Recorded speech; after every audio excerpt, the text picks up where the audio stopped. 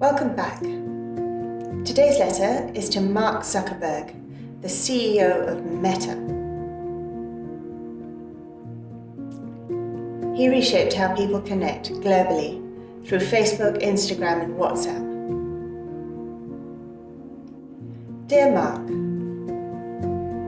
your teams are now building interfaces that translate neural activity into text. Public statements frame this as early research, but the trajectory seems unmistakable.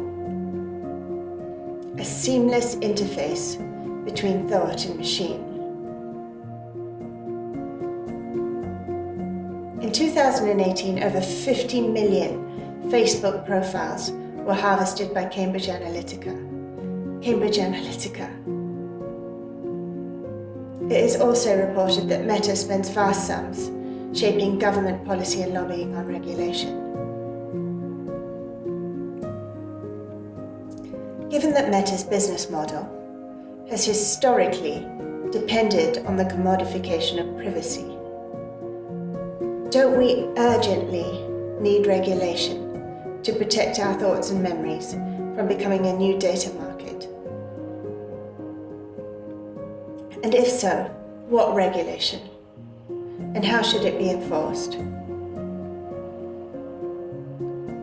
If a future interface can translate our thoughts into language, and platforms like yours have already proven vulnerable to exploitation, what safeguards can ensure that the human mind remains a sanctuary, not a frontier for monetization or political influence? And given Meta's history of privacy violations, if companies and thereby governments are gaining the ability to read our minds, shouldn't breaches of cognitive privacy be considered a criminal act? And shouldn't accountability then extend to the tech executives, the individuals whose decisions shape systems capable of such harm? Respectfully. Our next letter will be to Elon Musk. Thank you to anyone who listened.